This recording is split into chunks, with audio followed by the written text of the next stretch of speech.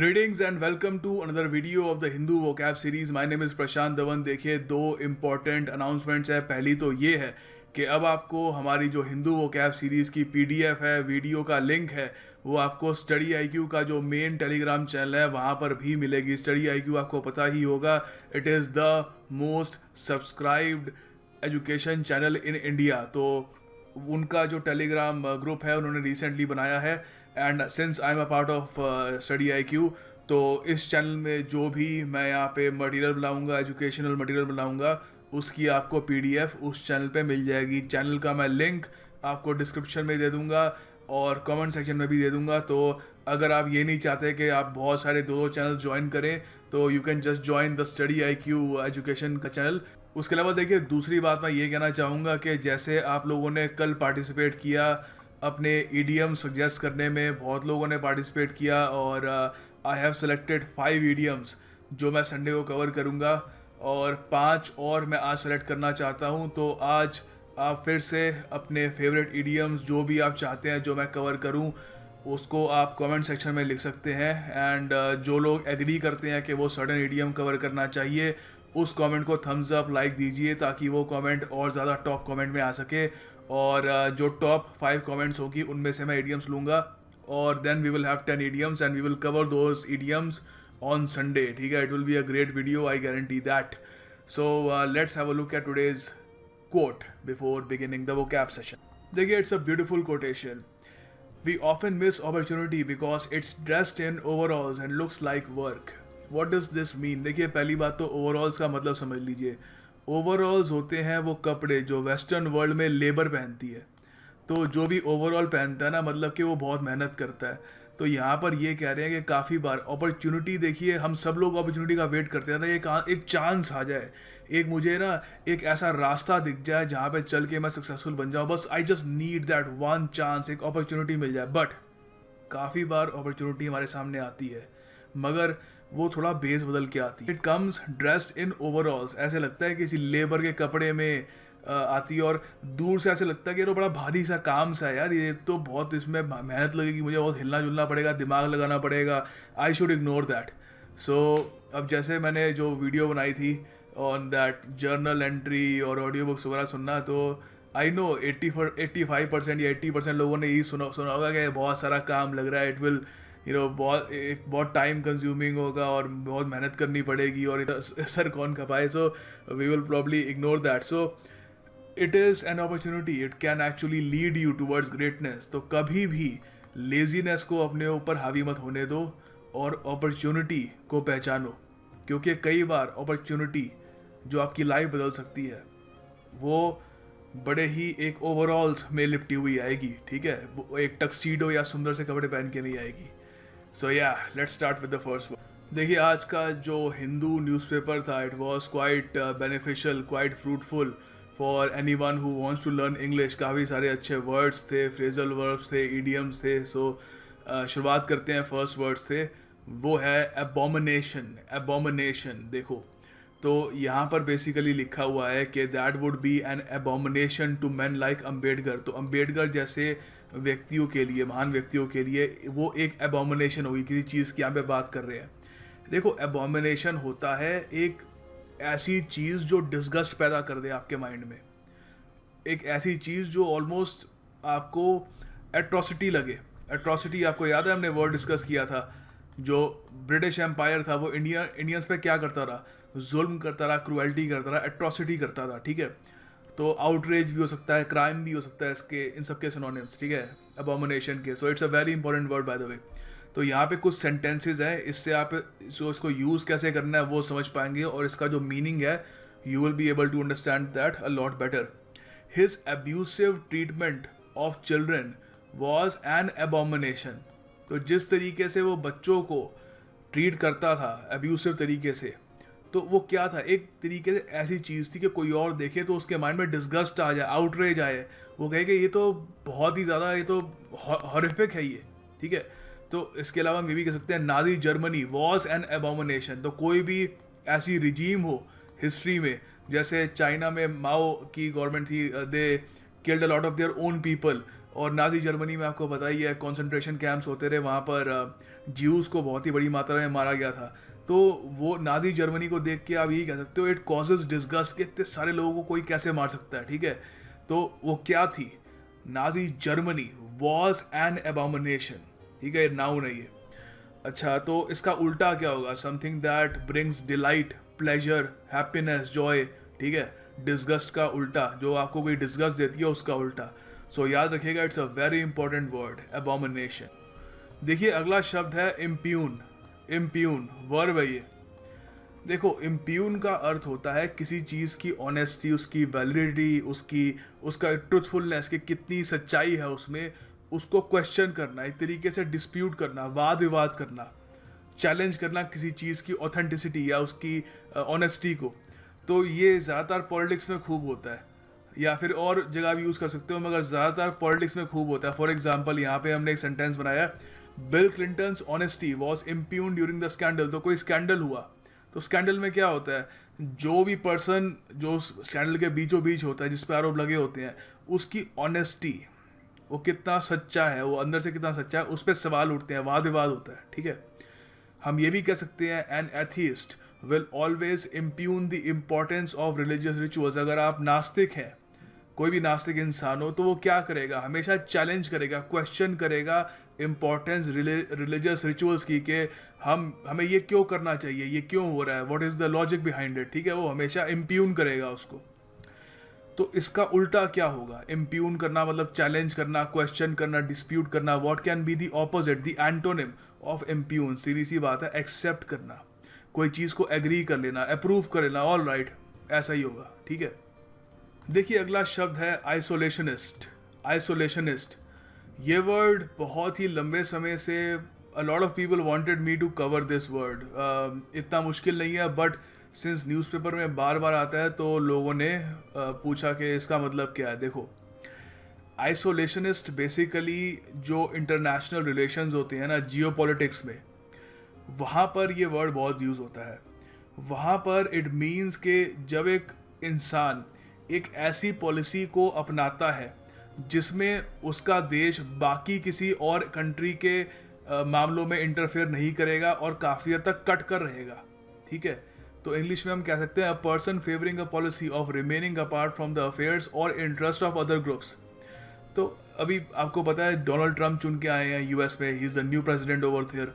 तो जब से वो आए हैं और during his election campaign as well, उन्होंने एक आइसोलेशनिस्ट पॉलिसी को बहुत ज़्यादा उसको फेवर किया।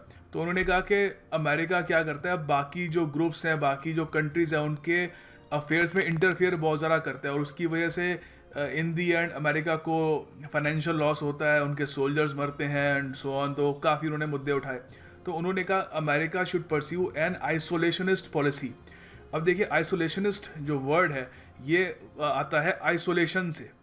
आइसोलेशन का मतलब होता है, या सॉरी आइसोलेट से आता है। तो आइसोलेट का मतलब होता है कि सेपरेट कर लेना, अपने आप को अलग कर लेना, डिटैच कर लेना अपने आप को किसी चीज़ से, ठीक है। एक तरीके से ककून। अच्छा, ककून भी काफ़ी एक इंटरेस्टिंग वर्ड है। ककून आपको पता होना चाहिए। आपको पता है कैटरपिलर जो है वो बटरफ्लाई जब बनता है तो बीच में क्या होता है, मेटामॉर्फोसिस, ककून बन जाता है वो।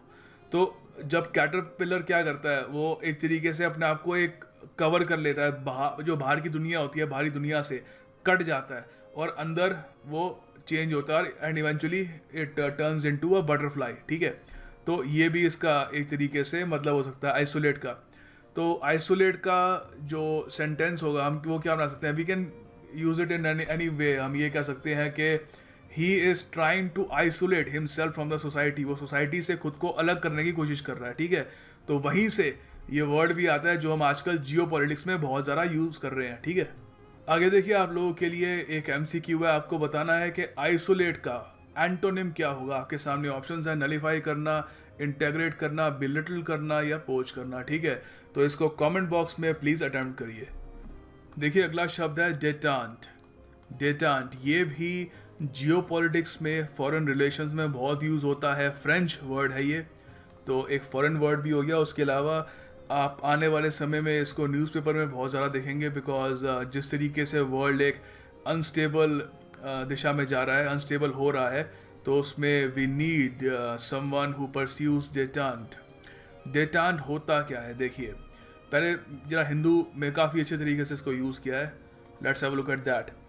यहाँ पे कह रहे हैं कि प्रेसिडेंट बराक ओबामाज ईरान डेटांट।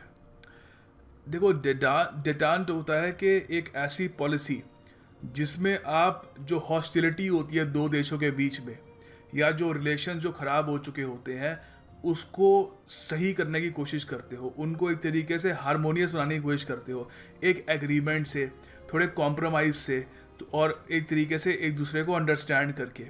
अब बराक ओबामा ने ईरान के साथ क्या किया था आपको पता है। ईरान बहुत ही अग्रेसिवली अपना न्यूक्लियर प्रोग्राम परस्यू कर रहा था। तो बराक ओबामा ने इन दी एंड उनको डराया धमकाया नहीं, उन्होंने उनके साथ टेबल पे बैठे और उनके साथ एक डील स्ट्राइक डाउन करी। और what was that, it was detente. एक तरीके से उन्होंने एक जो हॉस्टिलिटी थी उसको एक तरीके से नेगोशिएशन से, हारमोनियस तरीके से उसको काफ़ी हद तक रोक दिया। तो यहाँ पर ये लिखा हुआ है, ठीक है। तो हम इसका एक सेंटेंस भी बना सकते हैं। The ambassadors of India and China agreed to create an atmosphere of detente to de-escalate tensions। तो जो एम्बेसडर थे इंडिया और चाइना के, उन्होंने एक एटमॉस्फेयर क्रिएट करने की कोशिश करी ऑफ डेटांट, जहाँ पे एक अंडरस्टैंडिंग हो, थोड़ी बहुत एक कॉम्प्रोमाइज़ कर ले एक साइड, और बेसिकली जो हॉस्टिलिटी है दोनों के बीच में वो ख़त्म हो जाए। और उससे क्या होगा, जो टेंशन्स हैं वो डी एस्केलेट हो जाएंगी। एस्केलेट मतलब उड़ना उठना, ठीक है। डी एस्केलेट होना मतलब नीचे गिरना, ठीक है। देखिए आगे एक फ्रेजल वर्ब है बैंक ऑन। तो यहाँ पर लिखा है कि बैंक ऑन तीस्ता। आपको पता है तीस्ता एक नदी है बिटवीन बांग्लादेश एंड इंडिया। तो उसका काफ़ी हद तक एक अभी डिस्प्यूट चल रहा है, और इंडिया और बांग्लादेश कोशिश कर रहे हैं कि उसका जो पानी जरा शेयर किया जाएगा उसको, उसमें एक सहमति बन जाए। तो यहाँ पर देखिए बैंकिंग ऑन तीस्ता, तो मतलब बैंकिंग ऑन मतलब ये नहीं कि उसको फाइनेंस कर रहे हैं या कुछ पैसे की बात चल रही है बैंक से रिलेटेड, नहीं। टू बैंक ऑन समथिंग मतलब किसी चीज़ पर डिपेंड करना, किसी चीज़ पर काउंट डाउन करना, किसी चीज़ काउंट ऑन करना, सॉरी काउंट डाउन नहीं, किसी चीज़ पर भरोसा करना, ठीक है। किसी चीज़ पर एक तरीके से रिलायंस होना। रिलायंस ये जियो वाला नहीं है, ये बेसिकली रिलायंस का मतलब ये होता है भरोसा, टू प्लेस रिलायंस ऑन, तो टू रिलाई ऑन, ठीक है। तो यहाँ पर कुछ और मैंने सेंटेंसेस बनाए हैं, जैसे हम ये कह सकते हैं कि Congress is banking on Rahul Gandhi's charisma to win the 2019 general elections. तो कांग्रेस क्या कर रही है, वो मानती है कि राहुल गांधी का जो करिश्मा है उस पर वो डिपेंड कर रही है कि ये करिश्मा हमको 2019 के जनरल इलेक्शंस में जीत दिलाएगा। अच्छा, ये तो हो गया बैंकिंग ऑन। अब आपको बैंक ऑन यूज़ करना आप ये भी कह सकते हो, you can bank on Prashant to improve your vocabulary, because आप मुझ पर ट्रस्ट कर सकते हैं, I will improve your vocabulary. बहुत ही शेमलेस सेल्फ प्रमोशन है, but it's a good sentence by the way, ठीक है। देखिए अगला शब्द है obsolete. Obsolete it's an adjective. तो यहाँ पर द हिंदू में इन्होंने यूज़ किया है, Trump flips on NATO China alliance not obsolete and Beijing is not a currency manipulators as president. Basically देखिए इसमें भी आपको थोड़ा कंटेक्स्ट थोड़ा आपको समझा देता हूँ। During his campaign Donald Trump ने ये कहा था कि जो नेटो है वो अमेरिका के इंटरेस्ट में नहीं है, उसमें अमेरिका बहुत ज़्यादा फाइनेंशियली लूज़ करता है, पैसे बहुत सारे देता है, प्रोटेक्शन प्रोवाइड करता है वेरियस कंट्रीज़ को, उसके बदले अमेरिका को जो मिलना चाहिए वो नहीं मिलता। और उन्होंने ये तक सजेशन दिया था कि शायद नेटो को अब ऑब्सोलीट बना देना चाहिए, उसकी इतनी इंपॉर्टेंस है नहीं। और चाइना को बहुत ज़्यादा वो करेंसी मैनिपुलेटर कहते थे।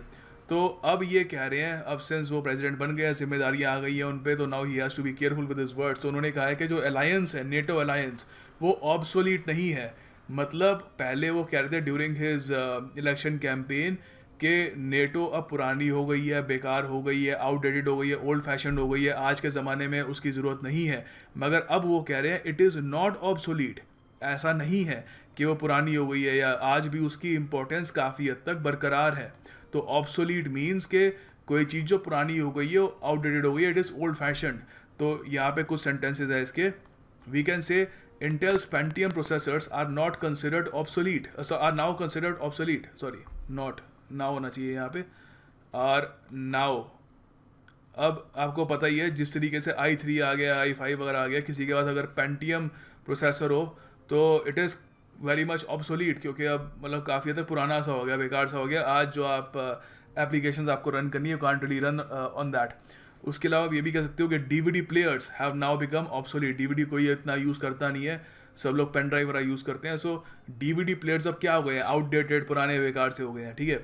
तो ऑब्सोलीट का एंटोनिम क्या होगा, उल्टा। सीधी सी बात है, कोई चीज़ जो रेलेवेंट हो, सिग्निफिकेंट हो, अभी भी इम्पॉर्टेंट हो, ठीक है। सो याद रखिएगा, बहुत इंपॉर्टेंट वर्ड है, एग्जाम में आ सकता है ये। आगे देखिए, ये वर्ब है ले लो, LAYLAW, ले लो। तो देखिए यहाँ पर द हिंदू में कैसे यूज़ किया उन्होंने कि उमेश यादव 4 विकेट हॉल ले किंग्स लो। मतलब कि जो यहाँ पे चेन्नई सुपर किंग्स की बात कर रहे हैं, इसमें पता नहीं किसी और टीम की बात कर रहे हैं, तो उनको नॉकआउट कर दिया, ठीक है। ले लो का मतलब किसी चीज़ को नॉकआउट कर दिया हो, ऐसे कर दिया हो कि अब वो उसकी जो एक्टिविटी थी बिल्कुल ख़त्म हो गई है, ठीक है। टू रिड्यूस समवन्स एक्टिविटी, किसी को ऐसा नॉकआउट करना कि वो अब हिल भी ना पाए। तो यहाँ पर मैंने 2 सेंटेंसेस बनाए हैं इसके। I had dengue fever last year which led me low. अब मैं पास्ट टेंस की बात कर रहा हूँ तो ले क्या हो जाएगा, लेड हो जाएगा। इट लेड मी लो मतलब मुझे नॉकआउट कर दिया, बिल्कुल बेड में पड़ा हुआ हूँ, हिल भी नहीं सकता, बिल्कुल मेरी जो एक्टिविटी है बिल्कुल ख़त्म कर दी, और उसके बाद हॉस्पिटल में भी रहा 1 हफ्ते के लिए, ठीक है। Which is in true, sentence बना रहा हूँ बस। उसके अलावा आप ये भी कह सकते हो the droughts are likely to lay low the countries economy, ठीक है। तो कंट्री की इकोनॉमी को क्या करेंगे, सूखा जो आएगा वो कंट्री की इकोनॉमी को ऑलमोस्ट नॉकआउट कर देगा, ठीक है। It will almost reduce it to inactivity. तो याद रखिएगा ले लो, इसका मतलब ये नहीं है कि छुपना या कुछ और करना, इसको लोग कंफ्यूज कर लेते हैं कि टू हाइड वगैरह, बट इट एक्चुअली मीन्स किसी को नॉकआउट कर देना। तो एग्जाम में पूछते हैं ये आपको थोड़ा बहुत टू ट्रिक यू। आगे देखिए, हमारे पास एक ईडियम है बैक इन द सैडल। तो इसका मतलब क्या होता है, पहले देखते हैं द हिंदू में यूज़ कैसे कर रहे हैं। King Kohli back in the saddle for RCB। यार देखो, इसका मतलब होता है कोई ऐसी चीज़ फिर से शुरू कर देना जो आपने कुछ समय के लिए रोक दी थी। तो आपको पता है विराट कोहली वॉज इंजर्ड, और अभी रिसेंटली उनको नेट्स में ट्रेनिंग करते हुए देखा। तो वहाँ पर अब वो देखकर जो रिपोर्टर हैं वो कह रहे हैं कि Kohli is back in the saddle. अच्छा, पहली बात, इस ईडियम का जो अर्थ है वो समझने से पहले सैडल जो है ना वो समझ लो वो क्या होता है। तो घोड़े पे आपने देखा होगा, ये ऐसी चीज़ उसकी पीठ पे लगाते हैं ताकि हम इंसान उस पर बैठ जाए, नहीं तो हम उसके बिना बैठेंगे तो काफ़ी दर्द होगी। तो सैडल ये होती है, काफ़ी हद तक जो काउ बॉयज़ या घुड़सवार जो होते हैं वो उस पर रखते हैं। तो बैक इन द सैडल का हम ये क्यों बोलते हैं, देखिए ये जो ईडीएम है ये आता है जो सदर्न पार्ट है USA का, टेक्सास वगैरह वहाँ से। तो वहाँ पे देखिए रोडियो कल्चर, काउबॉय कल्चर बहुत ज़्यादा होता है। तो 18 सेंचुरी के आसपास क्या होता था, तो जो काउबॉयज़ होते थे या जो रोडियोज़ वगैरह होते थे वो अपने घोड़े पर, ये सैडल पर बैठकर निकल पड़ते थे काम पे, जो भी उनको काम करना था। फिर वो उतरते थे, कुछ रेस्ट लेते थे, then they used to get back in the saddle. तो अब बैक इन द सैडल मतलब वापस काम पे लग जाते थे, वापस घोड़े पे बैठकर वापस जो भी इधर उधर जाना है उनको वो करते थे, ठीक है। तो बैक इन द सैडल वहाँ से आता है, ठीक है। अब थोड़ा आपको याद रखने में आसानी होगी। तो हम यहाँ पे सेंटेंस भी बना सकते हैं इसका कि Ajay Devgan's career seem to be over but is back in the saddle with his new movie. तो अजय देवगन बहुत लंबे समय से लोगों को दिखे नहीं थे, लग रहा था रिटायर हो गए होंगे, बूढ़े हो गए हैं, बट अचानक से शिवाय वगैरह नाम नई मूवी उनकी आ गई and he was back in the saddle, ठीक है। तो याद रखिएगा, it's a very important idiom, back in the saddle. देखिए आज का लास्ट वर्ड है गाइल। गाइल, इट मीन्स कनिंग इंटेलिजेंस, बहुत ही ज़रा क्राफ्टीनेस। क्राफ्टी आपको याद होगा, काफ़ी बार मैं ये वर्ड यूज़ करता हूँ in various sentences. It means someone who is clever, crafty. अच्छा, वाइली भी एक वर्ड यूज़ किया था मैंने, वाइली पॉलिटिशियन, वाइली ओल्ड फॉक्स, ठीक है। दोनों काफ़ी हद तक सेम है। वाइलीनेस, छल कपट, ठीक है। तो गाइल एक नाउन है, ठीक है, इसको एडजेक्टिव की तरह यूज़ मत कर लेना। इसको यूज़ कैसे करना है वो समझा देता हूँ आपको। Without guile it is difficult to survive in this cruel world. Cruel मतलब क्रूअल नहीं, बहुत ज़्यादा कोई क्रूर हो, ठीक है, काइंड का उल्टा। तो देखिए बिना छल कपट के इस दुनिया में जीना बहुत ज़्यादा मुश्किल है। काफ़ी ये एक कंट्रोवर्शियल स्टेटमेंट है, बस एक सेंटेंस है, ठीक है।